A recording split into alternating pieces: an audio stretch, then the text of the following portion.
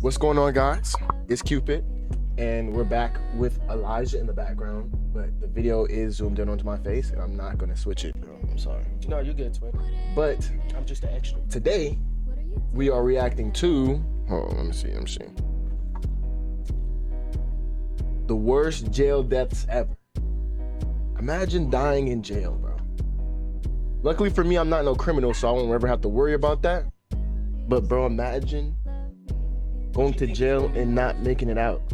What do you think is gonna be worse out of all of these? Yeah. Well, Okay. not even out of all of those, just in general, because that's probably not all of it. Worst way to die in jail? Definitely getting clapped.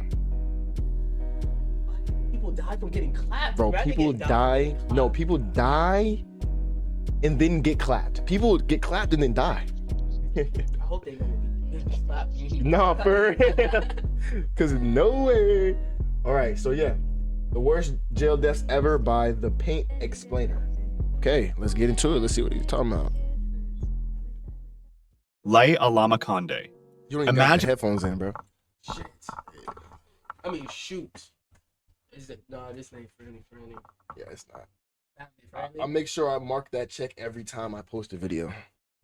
Motherfucker, it's not family friendly, guys, but it can be educational. Ain't that right? Bro, Bro, you finna learn something new today. bro, you finna learn something new. Laye-Alama Condé. Yeah, we're finna learn about this guy right here. French, nigga? No, I think he's like I don't know. He's like African, I think. Being held down in a police station while someone pushes a tube through your nose and into your stomach. You still can't hear that? Hoe? You got it plugged in, right?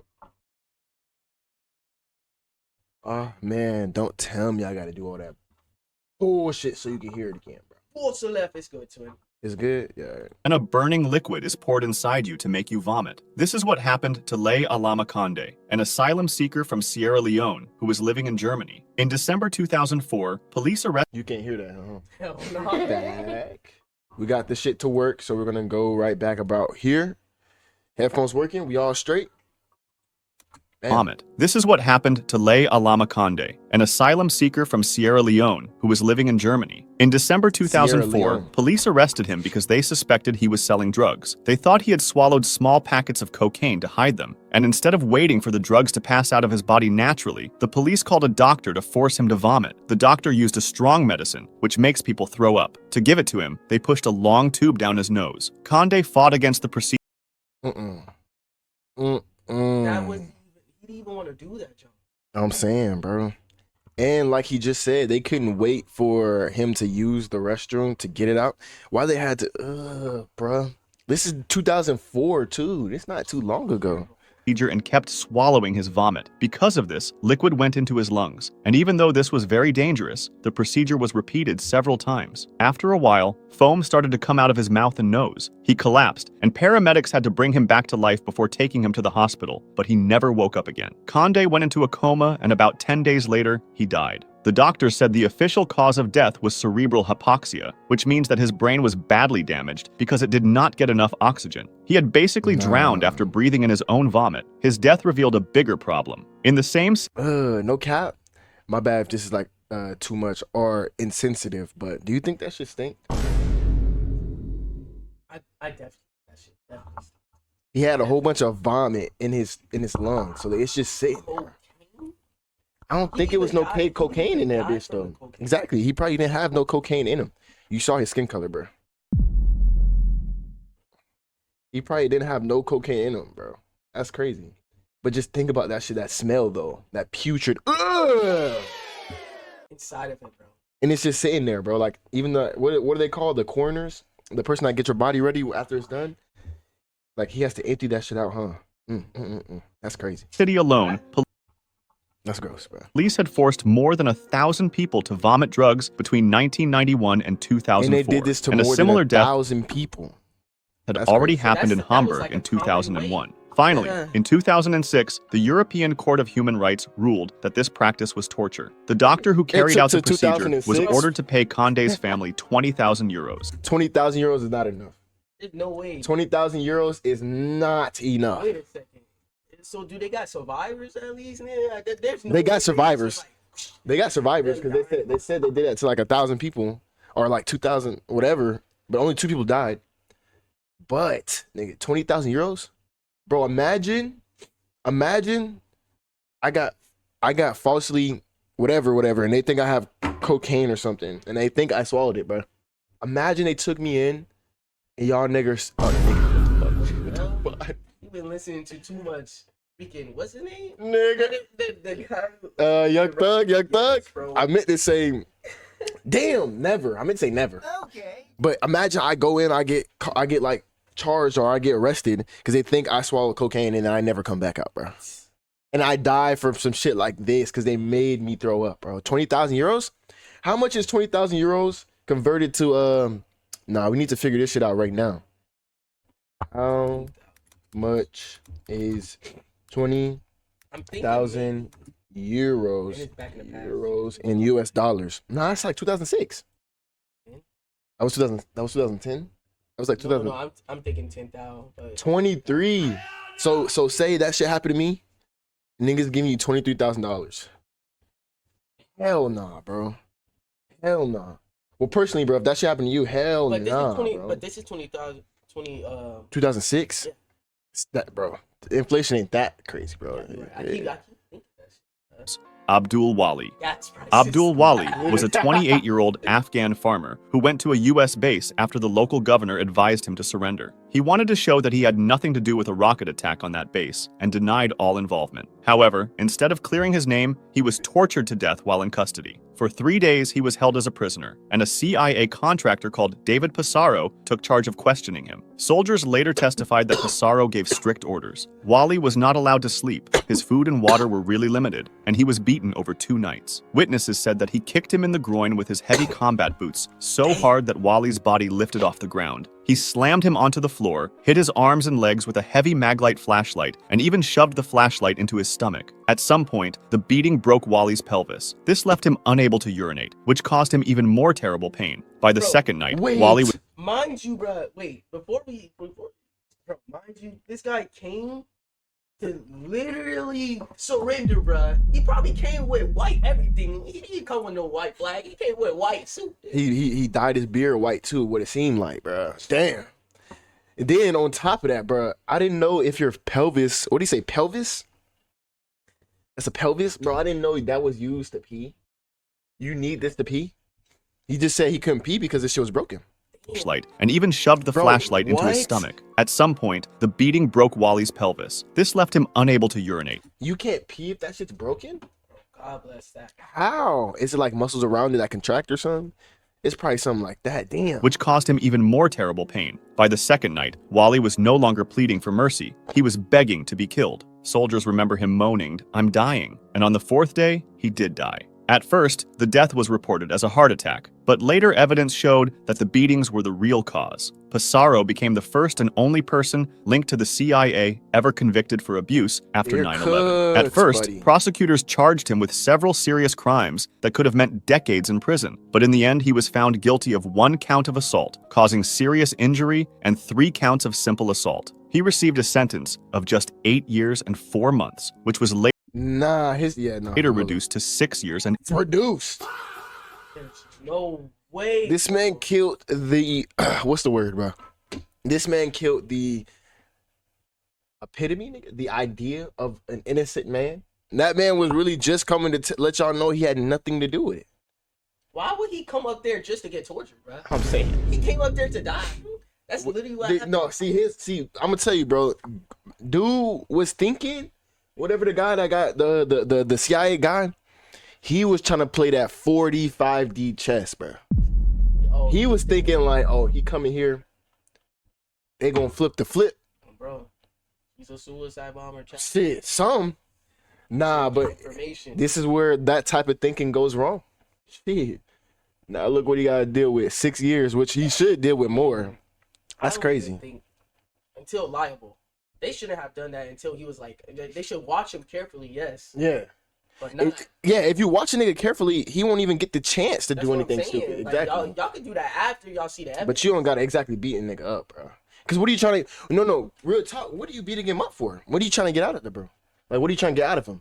Do you see what I'm saying? You're only going to beat somebody up like that.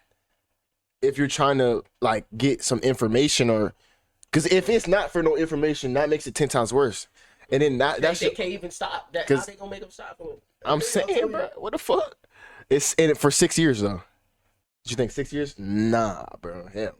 Cause I'm just thinking about like, what if it was me, bro? You know what I'm saying? In 6 years, I think if you have drugs on you, bro, you can get 6 years. Bro. But like off of some shit like that, it's like murder, bro. Like literally. Not literally. In 8 months. A judge even told him. You think when he walked up there trying to tell him that it wasn't him who did it, you think in his mind he thought he was somehow probably gonna die? Do you think he thought that at all? I mean, nobody would willingly think. I mean that's too high of a percentage. He probably came up there. He really didn't think he was probably gonna die. He didn't think he was gonna die. That's crazy. But what happened. That's crazy. I'm saying that if an autopsy had been done, he might have been charged with murder. Darren Rainey. Darren Rainey's last hours were spent locked in a prison shower that was turned into a torture chamber. The 50-year-old, who suffered from schizophrenia, was being held at Dade Correctional Institution in Florida and was supposed to serve a short 2-year sentence for cocaine possession. One night, after he smeared feces in his cell, guards took him to a special shower in the prison's psychiatric ward. The pipes had been changed so that prisoners inside had no control over the water temperature. What happened next was horrific. The water don't tell me. Blasting down on Rainey reached as high as 160 degrees Fahrenheit. He begged to be let out, but he was trapped inside for almost 2 hours. When guards finally opened the door, he was lying on his back, dead. His body was covered in patches of burned skin, with 2nd and 3rd degree burns over more than 30% of it. Nah. Okay, it's definitely that's sad, worse bro. and worse. Nah, I'm not gonna lie. That shit's bad, bro. It's definitely getting worse and worse and worse. And he's like special needs too. That is crazy. That's insane. And it's so crazy how these niggas don't really like. You have a job that you have, bro. You accepted the job that you have as a guard for these people that are obviously are in need or don't have. You know what I'm saying? That aren't all the way there. How are you gonna be such a dickhead? Like, you know what I'm saying? Like, I feel like you have a job like that, you know what you're gonna get into. You gotta have the heart for it too. Maybe bro wasn't getting paid enough, bro. Still though, that's crazy. Really?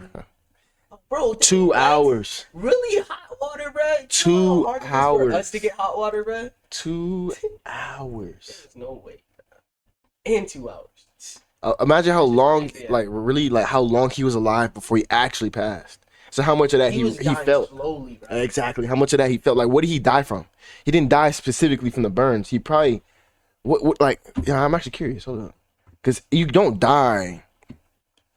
Yeah, those burns aren't severe enough for him to just. I'm saying, I think he probably went to shock or something and just had a heart attack. You know what I'm saying? Some shit like that. Medics later said his skin peeled away at the touch. Photos from the scene even showed bruises on his hands, likely from him pounding on the shower door as he tried to escape. Even with these shocking details, accountability was slow. For 2 years, officials gave no clear explanation for his death, and 2 of the officers on duty were even promoted. Other prisoners later revealed that Rainey was not the first to suffer this punishment. At least 8 others in the psychiatric unit had been forced into the same shower. Only after the Miami Herald exposed the case and human rights groups demanded answers did an investigation. It's crazy it even gotta come to that. Why does it gotta come? Why do niggas have to fucking boycott and put like why does it have to be that?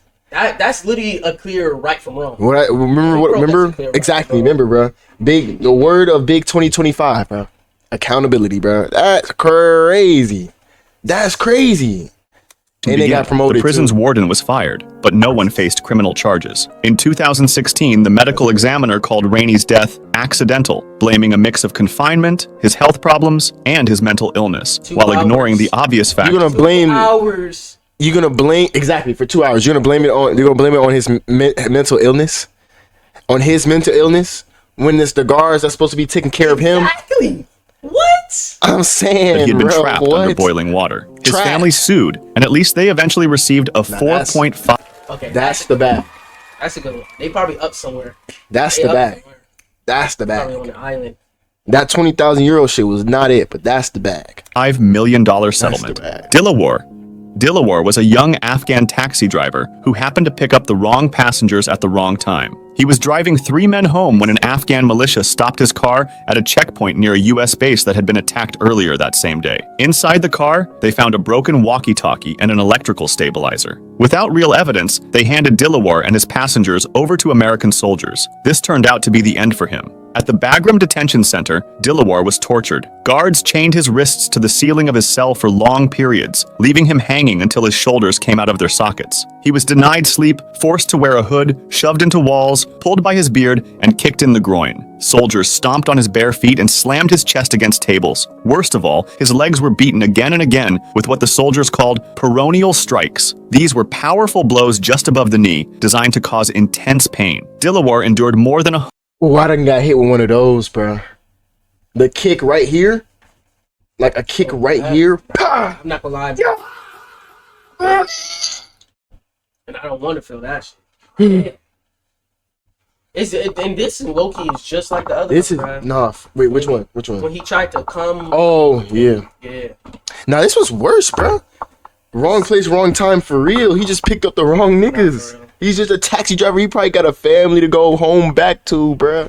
And he not gonna make it back, bro. That's really crazy. 100 of them, and by the time he died, his legs were so destroyed that even if he had survived, doctors said they would have had to cut them off. They described them as pulpified. On the day of his death, Dilawar had already spent most of 4 days Beat chained. his legs to a pulp, bro. They beat his legs so bad, bro. The inside of his legs were like liquidy. Bro, that's so to the ceiling. strange. When guards tried to make him kneel, his legs would not bend anymore because of the repeated beatings. He was probably told he would swollen. see a They're probably way doctor too swollen. once questioning was finished, but instead, he was dragged back to his cell and hung up again. Hours later, when a medic finally checked on him, he had already passed away. What made it even more tragic was that U.S. interrogators later admitted many of them believed Dilawar was innocent. His passengers were later sent to Guantanamo and eventually released years later, with letters saying they were his not a passengers- threat at all. The truth So about Dilawar... even the passengers weren't even a threat. They just had that shit on them, and for whatever reason they had it on them for. And How did the taxi driver die? exactly, he was the most innocent. But nah, they were all equally as innocent because none of them were on shit. Dilawar's death could not stay hidden. A leaked death certificate proved he had been killed by abuse, not by illness as the military first claimed. His story later became the center of the Academy Award-winning documentary Taxi to the Dark Side, which revealed the horrors that took place inside Bagram. Some soldiers were investigated, but the punishments were light: short jail terms, rank reductions, and official letters of reprimand. Like, I You want to understand, know something, bro? It's probably like the government. It's probably the government itself, bro. right? Like, that's what I'm gonna say. Like, I understand, like, war. You know what I'm saying? It's two sides to war, and you always gonna want your side to win.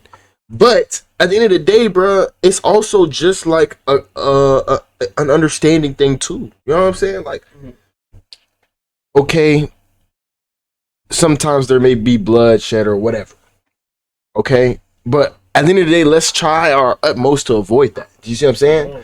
You shouldn't be attacking. Like, your mindset on it. I'm saying, if the mindset that the guards should have had, if they were to have the mindset that I'm talking about, where it's like, it's not the point of the war is to squash the other niggas. It's to get our point across and make it so that, because obviously it's 2 points obviously fighting each other. You know what I'm saying? In a war. That's what it is. You know what I'm saying? Giant argument for real. Exactly. So it's either they're having the mindset of like, oh, we gotta squash our enemy, versus where can we convert, or can we do it in a way where the enemy still has the choice to live or die? You know what I'm saying? Like, You know, you want to know something too?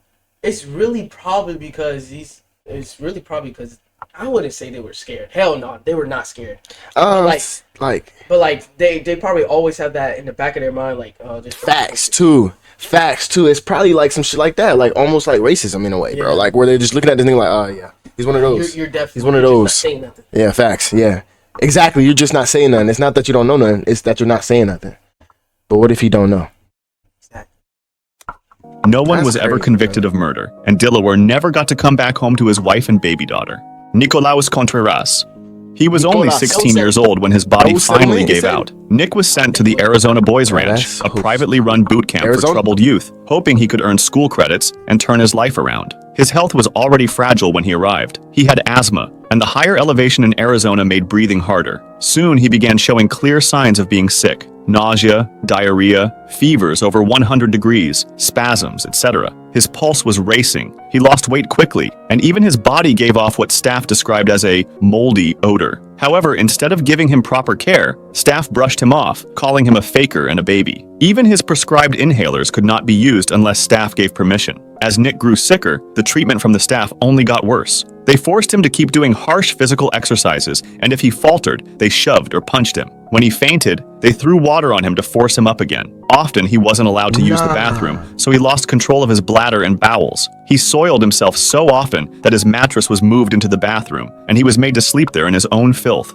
Staff forced him to carry his stained clothes in a trash can and do push-ups over it. At mealtimes, he had to sit on a toilet while eating, mocked in front of others. Staff even spread rumors to the other boys that he had AIDS. Nick tried to reach out for help. In his final phone call to his family, his grandmother remembered how he struggled to speak, coughed nonstop, and said, "Wanna die, wanna be with Dad. Too hard." Then, during yet another round of physical drills, Nick fainted several times, and instead of helping him, staff joked that he deserved an Academy Award for pretending. They forced him into push-ups, slammed him against a wall, and even made him act like an ambulance siren, while another boy pushed him in a wheelbarrow. By the afternoon, his body couldn't take it anymore, and he collapsed for the last time. And to a point. When does it get to a point where you're not pretending anymore, right? Exactly.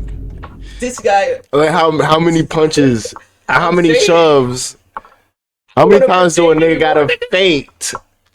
This shit is just sad. When staff ordered him to get up, his final word was simply no, and 2 hours later, he was pronounced dead. Investigators later counted 32 different acts of abuse involving 17 staff members. The Los Angeles Times uncovered other reports of children at the ranch being burned, beaten, or seriously injured. Still, most of the staff escaped real punishment because of legal technicalities. Sednaya Prison. That's crazy. Sednaya Prison, just north of Damascus, became known by the name the Human Slaughterhouse. For decades, and especially during the Syrian Civil War, it was one of the reasons why a nigga don't never, ever, ever want to go to jail.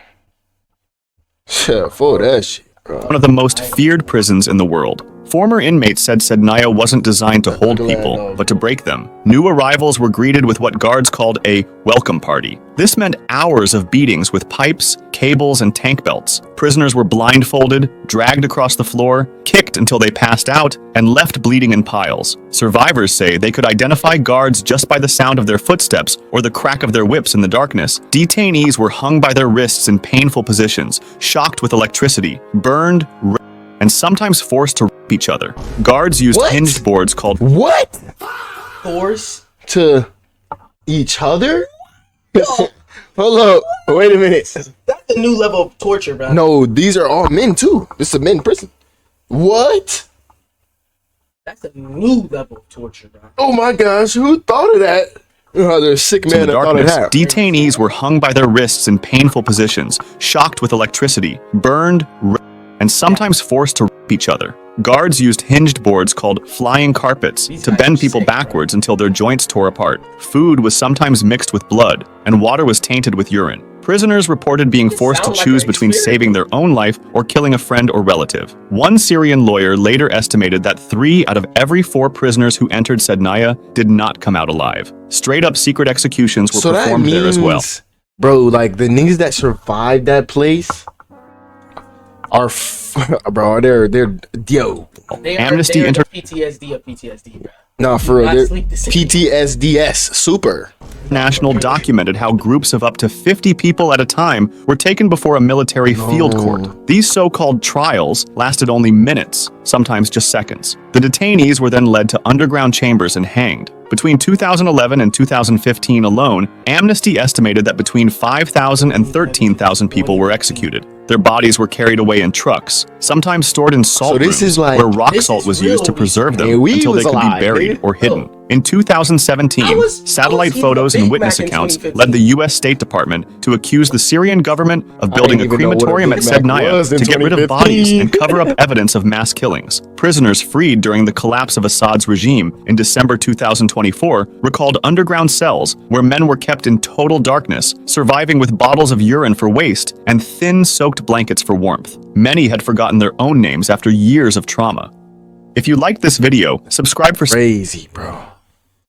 Hey guys, y'all gotta make sure. I don't even know what to say. Worse, bro. Yeah, It can always be worse, and you seen it, bro. you seen it.